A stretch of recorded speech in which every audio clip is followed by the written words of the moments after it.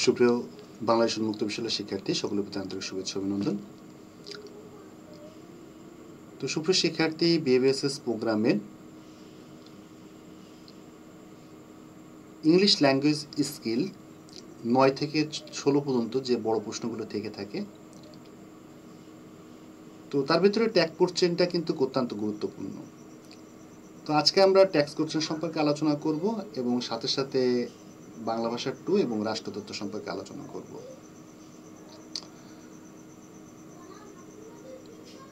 খুলনার যে সমস্ত শিক্ষার্থীরা রয়েছেন, তো খুলনার শিক্ষার্থীরা আমাদের কিন্তু কোচিংয়ে এসে সরাসরি ক্লাস করতে পারবেন। তো খুলনার ভিতরে যেগুলো কলেজ আছে, যেমন Khanjahan Ali college Bagerhat, Chalna college, Rupsha college, city college, day night college, Ahsanullah college, তো এই সমস্ত কেন্দ্রে যে সমস্ত স্টাডি সেন্টার আন্ডারে যে সমস্ত শিক্ষার্থীরা ভর্তি হয়েছেন তারা কিন্তু আমাদের ক্লাসটি সরাসরি কিন্তু করতে পারবেন আমাদের কোচিংয়ে এসে। এবং খুলনার বাইরে যে সমস্ত শিক্ষার্থীরা রয়েছেন তারা কিন্তু আমাদের অনলাইন ক্লাসটি করতে পারবেন। আমাদের অনলাইন ক্লাসে এখন পরীক্ষার প্রস্তুতিমূলক ব্যাচটি শুরু হয়েছে। তো যে সমস্ত শিক্ষার্থী আমাদের অনলাইন ক্লাস এবং আমাদের শতভাগ কমন সাজেশন এবং হ্যান্ড নোটটি চাচ্ছেন, অবশ্যই করে আমাদের ডিসক্রিপশনে যে নাম্বারটি দেওয়া আছে নাম্বারে যোগাযোগ করবেন। তো সুপ্রিয় শিক্ষার্থী, আলোচনার প্রথমে আপনাদের আমি ট্যাগ কোশ্চেন সম্পর্কে আলোচনা করব। ট্যাগ কোশ্চেন কি? কথোপকথনের সময় বাক্যের শেষে যে একটি সমর্থক সূচক প্রশ্ন সংযোগ করা হয় তাকে ট্যাগ কোশ্চেন বলে। অর্থাৎ আমরা যখন প্রতিনিয়ত কথা বলি, তাহলে কথোপকথনের সময় বাক্যের শেষে একদম বা সেন্টেন্সের শেষে যে একটি সমর্থক সূচক প্রশ্ন যোগ করা হয় তাকেই ট্যাগ কোশ্চেন বলে। যেমন রহিম প্লেস ক্রিকেট। এখন এখানে কি আছে, এই যে ডাজেন্ট হি, তো এই যে সমর্থক সূচক আমরা প্রশ্ন তৈরি করে দিচ্ছি, প্রশ্ন সংযোগ করা হয়, এই যে সমর্থক সূচক যে প্রশ্ন সংযোগ করেছি এইটাই হচ্ছে tag question. She went there, didn't she? Birds can fly, can't they? এখন ট্যাগ কোশ্চেন কি? কথোপকথনের সময় বাক্যের শেষে যে একটি সমর্থক সূচক প্রশ্ন সংযোগ করা হয় তাকে ট্যাগ কোশ্চেন বলে। এখন এখানে একটা জিনিস একটু খেয়াল করতে হবে। তো এইটা আলোচনার আমি একটু প্রথমে একটু নিচে চলে যাব, স্ক্রল করে আমি একটু নিচে নামছি। এখন এইখানে খেয়াল করেন যে এইটা একটু সবার একটু মুখস্থ করা লাগবে, বা কোন পদ্ধতিতে আপনারা মুখস্থ না করেও করতে পারেন আমি দেখিয়ে দেব। এখানে অক্সিলারি ভার্ব ও নটের ব্যবহার। ট্যাগ কোশ্চেন গঠনে অক্সিলারি ভার্ব ব্যবহৃত হয়। অক্সিলারি ভার্ব কোনটা? মানে হেল্পিং ভার্ব যেটা ব্যবহৃত হয়, একটা হচ্ছে মূল ভার্ব আর একটা হচ্ছে অক্সিলারি ভার্ব অর্থাৎ হেল্পিং ভার্ব। নেগেটিভ কোশ্চেন এই অক্সিলারি ভার্বগুলোর সংক্ষিপ্ত রূপ ব্যবহার করা হলো, অর্থাৎ এই সংক্ষিপ্ত রূপগুলো কিন্তু প্রত্যেক জায়গায় ব্যবহৃত হবে। যেমন অ্যাম নট, এখানে সংক্ষেপে লেখা যাচ্ছে এমড। ইজ নট, এর সংক্ষেপে কি লেখা যাচ্ছে? এই আই এস, ইজ, আর এখানে যে এন ও টি রয়েছে, তো এটাকে আমরা সংক্ষেপে কি লিখবো? নেগেটিভ ফর্মে আই এস এন, এরপরে অ্যাপোস্ট্রফি টি, অর্থাৎ ইজেন্ট, অর্থাৎ ইজ নট আমরা সংক্ষেপে ধরে নিতে পারি ইজ নট। আর নট অর্থাৎ আরেন্ট। ডু নট অর্থাৎ ডোন্ট, অর্থাৎ এখানে শুধু ওটা বসবে না।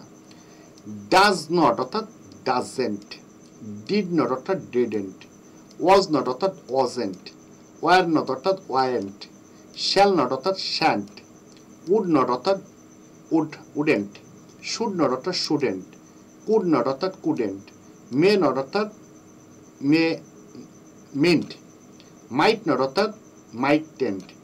হ্যাড নট অর্থাৎ হ্যাডেন্ট। মাস্ট নট অর্থাৎ মাস্টেন্ট। আর নিড নট আছে নিডেন্ট। তো এইখানে শুধুমাত্র ওটা বাদ দিলে কিন্তু আমাদের নেগেটিভ ফর্মটা, অক্সিলারি ভার্বের যে নেগেটিভ ফর্মগুলো আছে নেগেটিভ ফর্মগুলো কিন্তু সম্ভব। লাস্টে একটা আছে অট নট, হবে হচ্ছে অটেন্ট। Must not মাস্টেন্ট। এখন এইগুলো কিন্তু আমাদের মূলত লাগবে। এবং যখন একদম সোজা জিনিস, যে এখানে আমি একটু স্ক্রল করে একটু বড় করি, তো এখানে একটু খেয়াল করেন, এখানে আমাদের আছে কি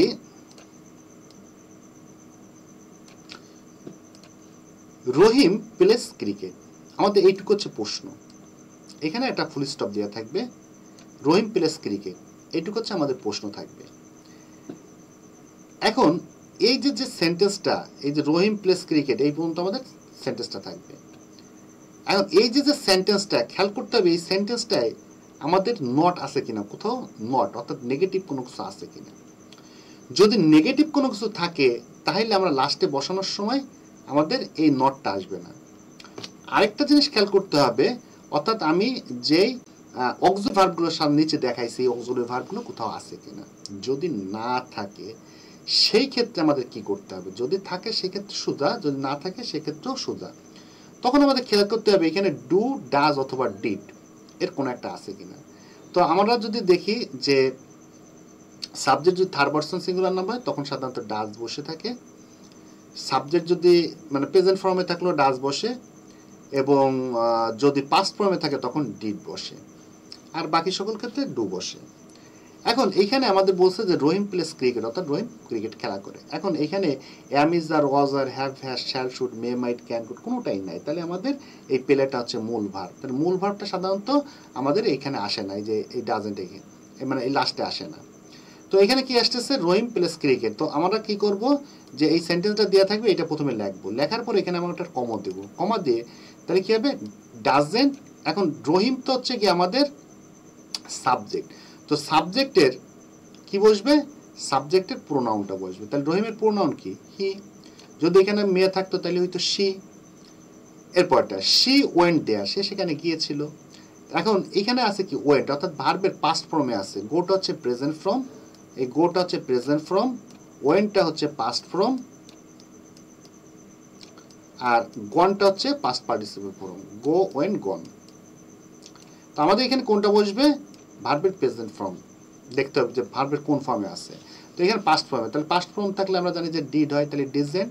এখানে শি ডাইরেক্ট আছে, শি, অথবা যদি কোনো নাম থাকতো তাও শি হতো। এরপর হচ্ছে বার্ডস ক্যান প্লে, এই বার্ডস ক্যান প্লে অর্থাৎ পাখিটা কি করতে পারে, খেলা করতে পারে। তাহলে এখানে বার্ডস কি, সমগ্র পাখিকে বোঝাচ্ছে। এখন একটা পাখিকে তো এখানে বোঝায়নি, এই কারণে এখানে কি আসতেছে, এই যে কান্ট চলে আসতেছে। তাহলে এখানে অক্সিলারি ভার্ব আছে, তাহলে কান্ট, তাহলে কি চলে আসবে, বার্ডস, যেহেতু অনেক পাখি তাহলে দিয়ে চলে আসবে। It is a nice story book, এটা একটা সুন্দর গল্পের বই। এখন খেয়াল করতে হবে এখানে কিন্তু অক্সিলারি ভার্ব চলে আসে, একটু খেয়াল করবেন যে এখানে অক্সিলারি ভার্ব চলে আসে এবং এই সেন্টেন্সে কোথাও নট নেই, এই পর্যন্ত দেওয়া থাকে সাধারণত। প্রথম সেন্টেন্স যা আছে সেটা লেখার পরে কমা দিব, দেওয়ার পরে এখানে ভার্বটা খুঁজবো, তাহলে ভার্বটা কি আছে, ইজ। এরপর কি আসবে, এনটি, মানে ইজেন্ট, এরপর হচ্ছে subject isn't he. He has done the work, মানে কি সে কাজটি করেছিল। এখন এখানে খেয়াল করতে হবে এই যে হ্যাজ আছে, তাহলে আমাদের এটা অক্সিলারির ভিতরে চলে আসতেছে, তাহলে কি হবে, এখানে হ্যাজেন্ট, এরপরে সাবজেক্ট চলে আসবে হি। এখন আমরা আলোচনা করব যে ট্যাগ কোশ্চেন কি, ট্যাগ কোশ্চেনের গঠন প্রণালী করতে হয়, অক্সিলারি ভার্ব নট ব্যবহার, ট্যাগ কোশ্চেনের সহজ নিয়ম, ব্যতিক্রম কিছু ট্যাগ কোশ্চেন আছে। তো এইগুলো আমরা একটু আগেই পড়াইছি। তো সহজ কথা হচ্ছে গিয়ে এই ট্যাগ কোশ্চেনটা করার ক্ষেত্রে সহজ যে রুলটা, প্রথম মানে সেন্টেন্স যা আছে বসাই দেবো, এরপরে যদি এই যে এরকম কোনো কিছু অক্সিলারি ভার্ব কোয়ালিটি কিছু থাকে সেক্ষেত্রে এই নেগেটিভ ফর্মটা বসাবো, যদি অ্যাফার্মেটিভ থাকে তাহলে নেগেটিভ ফর্মটা বসাবো, আর যদি নেগেটিভ ফর্ম থাকে তাহলে অ্যাফার্মেটিভ ফর্মটা বসাবো এবং সাবজেক্টটা বসে যাবে, সাবজেক্টে প্রোনাউনটা বসে।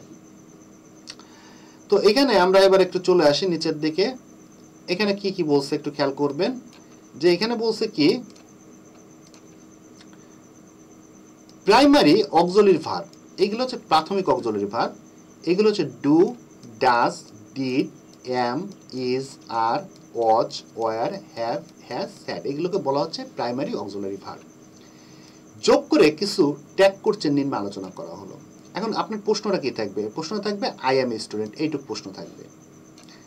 আমরা একবার উত্তরটা করে দিচ্ছি আই এম এ স্টুডেন্ট, তাহলে কি হবে, এখানে সাবজেক্ট আগে খুঁজে বের করতে হবে। সাবজেক্ট কি, একদম সেন্টেন্সের সাধারণত প্রথমে যেটা থাকে এটা হচ্ছে সাবজেক্ট।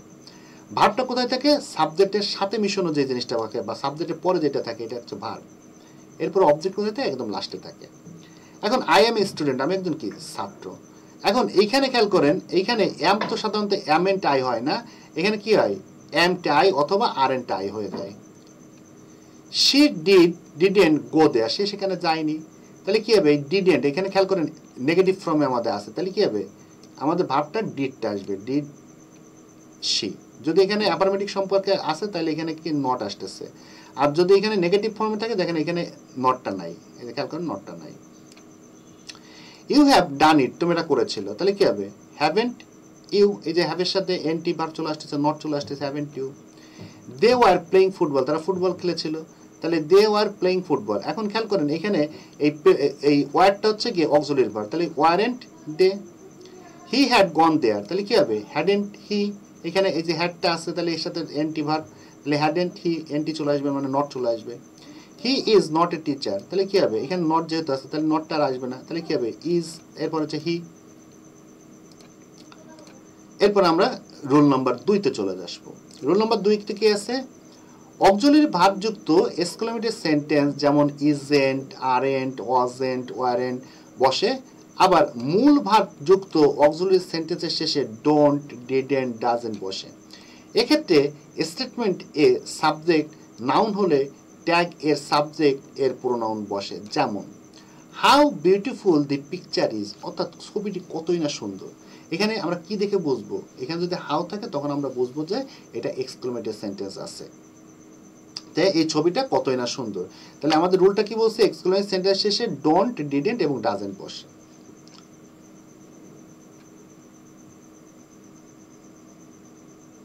এক্ষেত্রে স্টেটের সাবজেক্ট নাউন হলে ট্যাগের সাবজেক্ট প্রোনাউন হয়।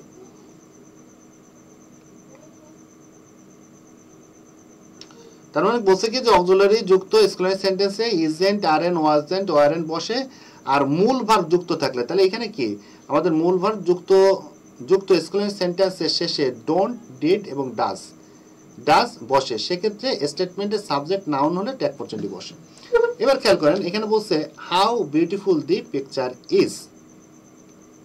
এখন এখানে বলছে কি যদি আমাদের অক্সিলারি ভার্ব যদি থাকে তাহলে আমাদের কি চলে আসবে, এই যে রুলটা করছে। আর যদি অক্সিলারি ভার্ব না থাকে, যদি মেন ভার্ব থাকে, সেক্ষেত্রে আমাদের এই তিনটা জিনিস আসবে। একটু কথাটা একটু ভালোভাবে বোঝার চেষ্টা করেন।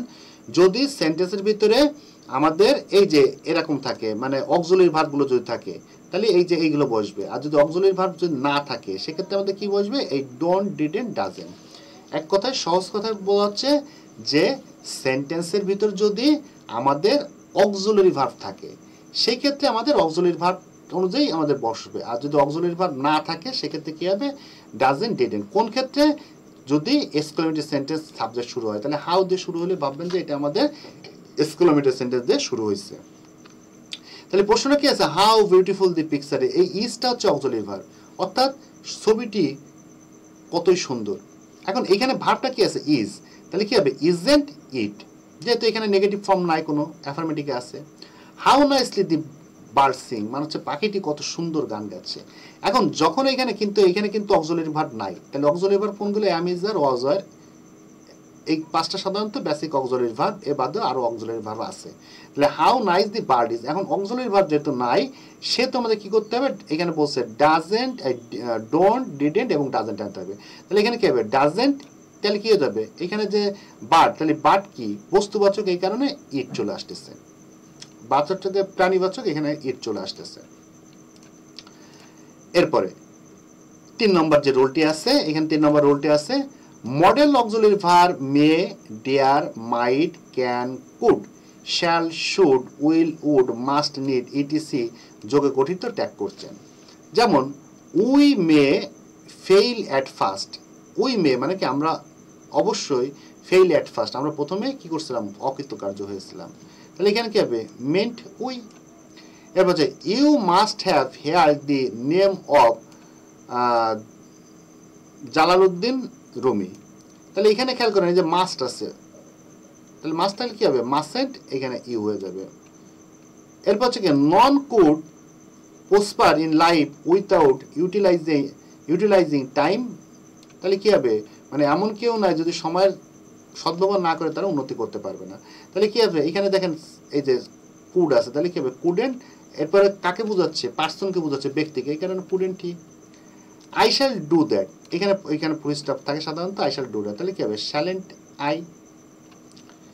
এরপর 4 নম্বর, এক্সক্লুসিভ সেন্টেন্সে সাবজেক্ট এবং ভার্ব উজ্জ্ব থাকলে সেক্ষেত্রে সেন্টেন্স বুঝে সাবজেক্ট ও ভার্ব নিয়ে ট্যাগ কোশ্চেন গঠন করতে হয়। হোয়াট অ্যান আইডিয়া, তাহলে কি হবে? হোয়াট অ্যান আইডিয়া, এটা ভার্ব কি? একটা মানে ধারণা। এখন এখানে খেয়াল করেন, হোয়াট অ্যান আইডিয়া, তাহলে এখানে কি আছে? যদি এক্সক্লুসিভ সেন্টেন্স সাবজেক্ট এবং ভার্ব উজ্জ্ব থাকে, তাহলে এখানে কি আছে? সাবজেক্ট এবং ভার্বটা কিন্তু উজ্জ্ব আছে। খেয়াল করেন এখানে কোন কিন্তু সাবজেক্ট এবং ভার্ব উজ্জ্ব আছে। সেক্ষেত্রে সাবজেক্ট বুঝে সাবজেক্ট ও ভার্ব ধরে নিয়ে ট্যাগ কোশ্চেন করতে হবে। অর্থাৎ সাবজেক্ট এবং ভার্ব যদি না থাকে, অর্থাৎ যেটাকে বলা হচ্ছে সাবজেক্ট এবং ভার্ব যদি না থাকে, উজ্জ্ব থাকে, সেক্ষেত্রে সাবজেক্ট এবং ভার্ব আমাদের ধরে নিতে হবে। তাহলে এখানে আমি ধরে নেব কি? Isn't it. What a pity, তাহলে কি হবে? Isn't it. হোয়াট হাউ দ্বারা এক্সক্লেমেটরি সেন্টেন্সে সাবজেক্ট এবং ভার্ব অনুযায়ী ট্যাগ কোশ্চেন ব্যবহার করতে হয়।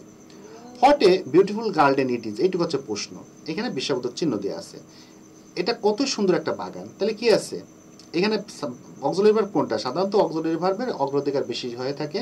তাহলে কি হবে? ইজেন্ট, তারপর কি হবে? সাবজেক্ট কোথায়? ইট। অর্থাৎ এটা সাবজেক্ট হচ্ছে ইট আর ভার্বটা হচ্ছে ইট।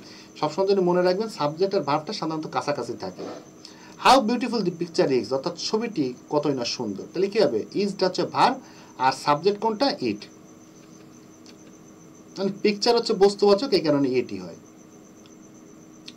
এরপর হচ্ছে রুল নাম্বার 6, স্টেটমেন্টে যদি নিড অবলিক নিডস ভার্বের হিসাবে ব্যবহৃত হয় তাহলে ক্ষেত্রে ট্যাগ কোশ্চেনে নিড অবলিক নিডস এর পরিবর্তে ডোন্ট ডাজেন্ট ব্যবহৃত হয়। যেমন আই নিড এ নোটবুক, আমার একটা নোটবুক দরকার। তাহলে এখানে কি করতেছে? এখানে বলছে কি যদি নিড আর নিডস ভার্ব হিসেবে ব্যবহৃত হয় সেক্ষেত্রে ডোন্ট আর ডাজেন্ট বসে। তাহলে কি হবে? এখানে আমাদের আই আছে, ফার্স্ট পারসন আছে, সেগুলো আমাদের ডোন্ট বসে যাচ্ছে, don't I. She needs a piano, তার একটা পিয়ানোর দরকার। তাহলে কি হবে? শিটা আছে থার্ড পারসন, তাহলে থার্ড পারসন হলে আমাদের সাধারণত জানি যে আমরা কি যদি অতীত হয় সেক্ষেত্রে আমাদের ডিড আসে, আর যদি বর্তমান হয় এবং হচ্ছে থার্ড পারসন থাকে সাধারণত সেক্ষেত্রে আমাদের হচ্ছে গিয়ে ডাজ কথাটা বসে থাকে, doesn't she. Let's oblique let's আর যুক্ত ইম্পারেটিভ সেন্টেন্স যদি পার্সোনাল বোঝায়, প্রপোজাল বোঝায়, তাহলে ট্যাগ কোশ্চেন হিসেবে শ্যাল উই ব্যবহৃত হয়। যেমন let us have a decision, তাহলে আমাদের কি নিতে হবে? সিদ্ধান্ত নিতে হবে। কিসের সিদ্ধান্ত নিতে হবে? আমাদের সিদ্ধান্ত নিতে হবে। তাহলে বলছে কি লেটস অথবা লেট আস, লেট এই দুইটা যদি থাকে তাহলে কি বসবে? আমাদের শ্যাল বসবে অথবা আমাদের কি বসবে? উই বসবে। তাহলে কি হবে? এখানে আমাদের উইটা বসে যাচ্ছে, তাহলে শ্যাল উই, মানে এখানে লেটার্স থাকলে আমাদের শ্যাল উই বসে যাবে। Let us help the poor, চলো আমরা গরিবদের সাহায্য করি, তাহলে কি হবে? Shall we. এরপরে কি আছে? এরপরে বলছে let us go for a walk, তাহলে কি হবে? Shall we. There is, there are, there was, there were দ্বারা সূচিত স্টেটমেন্টের ক্ষেত্রে ট্যাগ কোশ্চেন হিসাবে ইজ দেয়ার, ইজন্ট দেয়ার, তারপর হচ্ছে আর দেয়ার, আরএন্ট দেয়ার, ওয়াজ দেয়ার, ওয়াজন্ট দেয়ার বসে। যেমন there is something wrong with him, তারপর কি আছে? Isn't there. তাহলে এখানে মানে কি এখানে কি করছে? এখানে কিছু রং কাজ মানে খারাপ কাজ ঘটছে, তাহলে কি হবে? ইজন্ট, এখানে দেয়ার। এরপর হচ্ছে দেয়ার আর 3 Biggs room in our school library, অর্থাৎ আমাদের স্কুল লাইব্রেরিতে বড় 3টা কি রয়েছে? রুম রয়েছে। অর্থাৎ রুম মানে কি? রুম মানে কি? রুম মানে হচ্ছে ঘর রয়েছে। তাহলে কি হবে? এখানে ভার্ব কোনটা আছে? আর, এরপর হচ্ছে আর এন্ড দেয়ার। তো এই 8টা রুল করলে আশা রাখা যায় যে এই রুলের ভিতরে সাধারণত থেকে থাকে। এখন আমরা সুপ্রিয় শিক্ষার্থী, আমি আবারও বলছি, যে সমস্ত শিক্ষার্থী আমাদের খুলনার শিক্ষার্থী আছেন সবাই আমাদের শিক্ষার্থী, আমাদের কোচিংয়ের সবাই বাংলাদেশ উন্মুক্ত বিশ্ববিদ্যালয়ে যারা আছেন সবার জন্য আমরা সাধারণত কাজ করি। তো খুলনায় যে সমস্ত শিক্ষার্থীরা রয়েছেন, তো সেই সমস্ত শিক্ষার্থী যেমন বাগেরহাটে রয়েছেন, হচ্ছে বাগেরহাটে আছে খানজান আলী কলেজ, তারপর হচ্ছে রূপসা কলেজ, এরপর হচ্ছে গিয়ে city college, Ahsanullah college, day night college, Phultala college, Dumuria college, চালনা কলেজ, সাতক্ষীরা কলেজ। তো এইখানে যে সমস্ত স্টুডেন্ট আছেন, তো আমাদের কাছাকাছি যে সমস্ত বাংলাদেশ উন্মুক্ত বিশ্ববিদ্যালয় বিএসএস প্রোগ্রামে অধ্যয়ন করছেন তারা সরাসরি আমাদের কোচিং এসে ক্লাস করতে পারবেন। তো আমাদের কোচিংয়ের ঠিকানাটা হচ্ছে গিয়ে সিটি কলেজের সামনে মডার্ন ফার্নিচার মুখ বাইতিপাড়া। এবং যারা খুলনার বাইরে আছেন তারা আমাদের সাথে অনলাইনে যুক্ত হতে পারেন, এবং যাদের ক্লাস করার সমস্যা মনে করছেন তো তারা আমাদের 100% কমন সাজেশন এবং হ্যান্ডনোটটি নিতে পারেন। তো সুপ্রিয় শিক্ষার্থী, এখন আমরা আরেকটা ক্লাস নিব। এই ক্লাসটি হচ্ছে রাষ্ট্রতত্ত্ব প্রশ্ন। এই প্রশ্নটা শিক্ষার্থীদের জন্য অত্যন্ত গুরুত্বপূর্ণ একটি প্রশ্ন।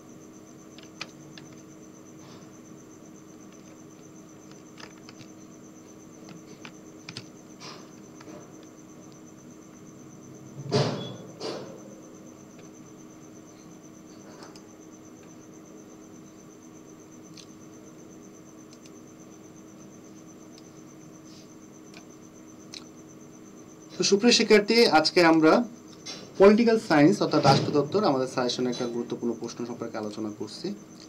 তো এই প্রশ্নটা হচ্ছে কি, সমাজ এবং রাষ্ট্রের পার্থক্য নির্ণয় করুন, অথবা সমাজের সংজ্ঞা দিন, সমাজ ও রাষ্ট্রের মধ্যকার পার্থক্য নির্ণয় করুন। সমাজের সংজ্ঞা: রাষ্ট্র ও সমাজ দুইটি ভিন্নধর্মী সংগঠন। মানুষের পারস্পরিক সম্পর্কের ভিত্তিতে যে সংস্থার সৃষ্টি হয় তাই সমাজ। অর্থাৎ একটা অনেকগুলো মানুষের পারস্পরিক সম্পর্কের ভিত্তিতে যে সংগঠন বা সংস্থার সৃষ্টি হয় তাই সমাজ। সমাজ হলো মানব গোষ্ঠীর একক স্বার্থ এবং উদ্দেশ্যের বন্ধনে গড়ে ওঠা ব্যবস্থা।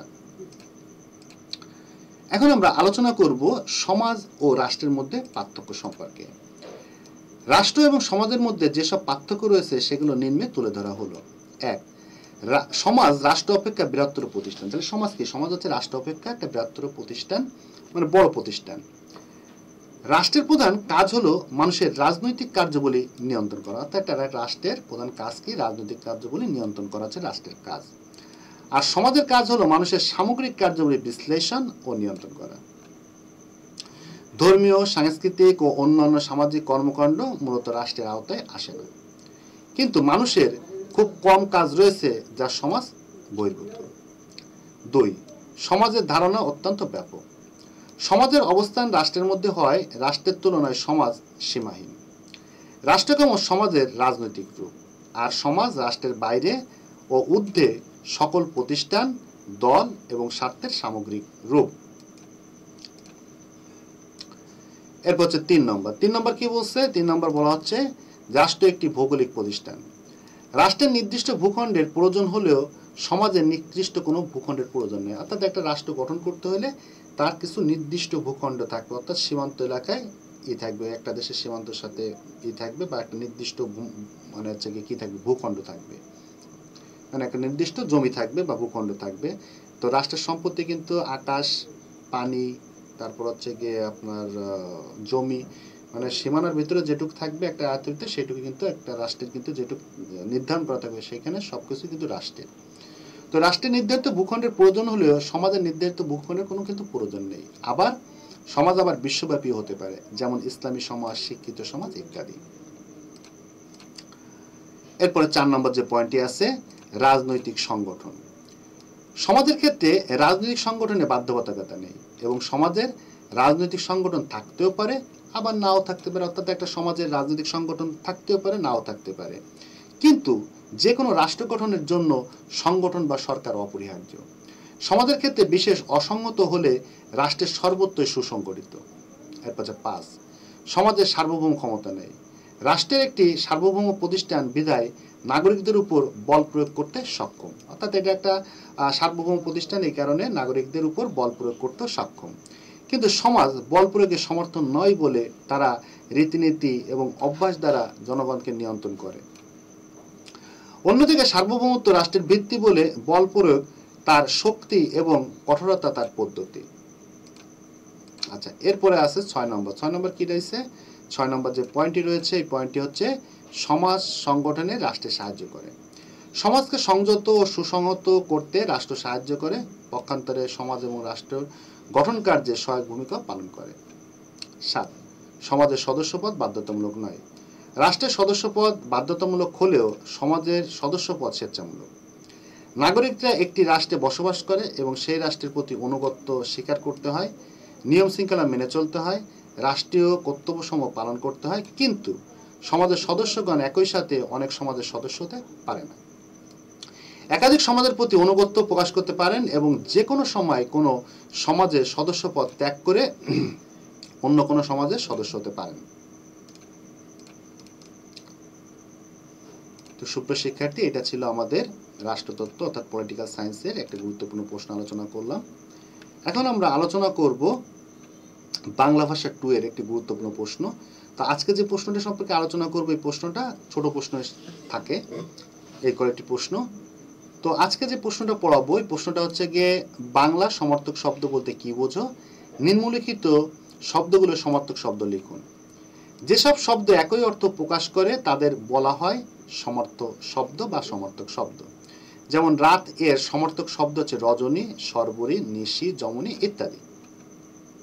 এবার সমার্থক শব্দ সাধারণত আপনাদের এই একটা এরকম দেয়া থাকে, একটা দেয়া থাকে, একটার 5টা নাম দেয়া থাকে, এতগুলো দেয়া থাকে না। তো অগ্নি, আমাদের অগ্নি দিয়ে আরো অনেকগুলো নাম লেখা যায় বা অনেকগুলো জিনিস হয়, যেমন অগ্নি হচ্ছে অনল, আগুন, অনল, পাবক, হুতাশুক, দহন, কৃষ্ণাণু ইত্যাদি। ভার্যা, ভার্যা অর্থ কি? স্ত্রী, পত্নী, দ্বার, তারপর হচ্ছে গিয়ে কলত্র, বনিতা ইত্যাদি। সিংহ, সিংহ কি? পশুরাজ, মৃগরাজ, মিন্দেন্দ্র, কেশরী ইত্যাদি। বিদ্যুৎ দিয়ে লেখা যাচ্ছে তারিত, চপল, অশ্বিনী, ক্ষণপ্রভা, প্রভা ইত্যাদি। পুত্র দিয়ে লেখা যায় ছেলে, পুত, তনয়, নন্দন, সুত, তারপর হচ্ছে গিয়ে আত্মজ ইত্যাদি। ধনী দিয়ে লেখা যাচ্ছে বিত্তশালী, সম্পদশালী, ধনবান ইত্যাদি। বন্ধু দিয়ে লেখা যাচ্ছে গিয়ে মিত্র, সুহৃদ, বান্ধব, সখা ইত্যাদি। বস্ত্র দিয়ে কাপড়, পরিধেয়, বসন, পোশাক, বাস ইত্যাদি। যুদ্ধ দিয়ে লেখা যায় সংগ্রাম, রণ, আহাব, সমর, বিগ্রহ ইত্যাদি। ঈশ্বর দিয়ে আল্লাহ, স্রষ্টা, সৃষ্টিকর্তা, ভগবান, জগদীশ্বর ইত্যাদি। চক্ষু দিয়ে চোখ, নেত্র, নয়ন, লোচন, আখি, অক্ষি। অশ্ব দিয়ে ঘোড়া, ঘটক, ক্ষয়, বাজি, তুরঙ্গ ইত্যাদি। আকাশ দিয়ে লেখা যায় অম্বর, বম, নব, গগন, শূন্য ইত্যাদি। কিরণ দিয়ে লেখা যায় প্রভা, দীপ্ত, আলো, অংশ ইত্যাদি। দেহ দিয়ে লেখা যায় শরীর, কায়া, তনু, তারপর কলেবর, গা, গোত্র ইত্যাদি। তো এরপরটা হচ্ছে কি পদ্মা। পদ্মা দিয়ে কি লেখা যায়? শতদল, উৎপলী, নলিনী, তারপর হচ্ছে অরবিন্দ, কমল। পৃথিবীতে লেখা যাচ্ছে ধরিত্রী, ধরণী, ধরিত্রী, বসুন্ধরা, বসুমতী, ভুবন। বায়ুতে লেখা যায় পবন, হাওয়া, বাতাস, সমীর, অনিল। সমুদ্র দিয়ে লেখা যায় জলাদি, সিন্ধু, তারপর হচ্ছে পারাবার, সাগর, জনপ্রতিনিধি, জলনিধি। সুপ্রিয় শিক্ষার্থী, এগুলো ছিল আমাদের ডেমো ক্লাস। তো আমাদের সাজেশন ভিত্তিক অনলাইন যে ক্লাসটি হয় এটা হচ্ছে কি সংক্ষিপ্ত সাজেশন ভিত্তিক আমাদের ক্লাসগুলো হয়। তো আমাদের ক্লাসগুলো এই যে আমরা স্ক্রিন রেকর্ডারের মাধ্যমে আপনাদের যেটা পোস্ট করছি আমাদের এই কোয়ালিটির ক্লাস হয়, এবং সাথে সাথে আপনি আপনার মানে লাইভের ক্লাসের মতো সরাসরি আপনি প্রশ্ন করতে পারবেন, এবং প্রশ্নগুলো সমস্যা থাকলে আমাদের এখানে জানাইলে আমরা সাথে সাথে আপনাকে প্রশ্ন সমস্যাগুলো সমাধান করে দিব। তো আমাদের অনলাইন ক্লাসে পেইড সিস্টেম অনলাইন ক্লাসটি করতে আমাদের অনলাইন ক্লাসে ভর্তি হন, এবং সাথে সাথে আমাদের 100% কমার্স সাজেশন এবং হ্যান্ডনোটটি গ্রহণ করুন। আমি অনিমেষ দাস আজকের মতো ক্লাস থেকে বিদায়। সকলে ভালো থাকবেন, সুস্থ থাকবেন এই কামনায়। আবারও বলছি, পরীক্ষা কিন্তু আপনাদের সন্নিকটে, অতএব পড়ালেখা খুব ভালো করে করেন। আজকের মতো বিদায়, ধন্যবাদ।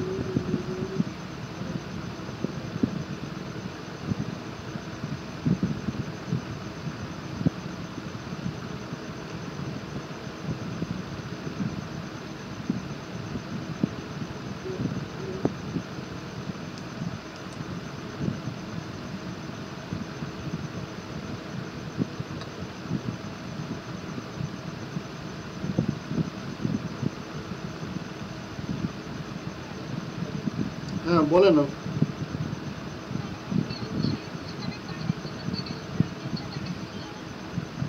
আচ্ছা দেখতেছি।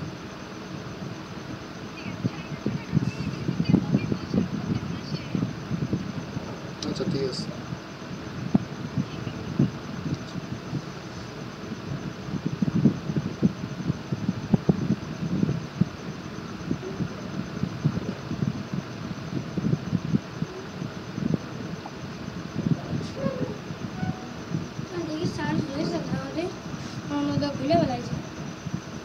তো সারাজনে তো লাল বাতি। এই যে নীল বাতি জ্বলতেছে এখন আসলে কানেক্ট করতে পারি নাকি? না না আমি কানেক্ট করে দিচ্ছি। কেমন না?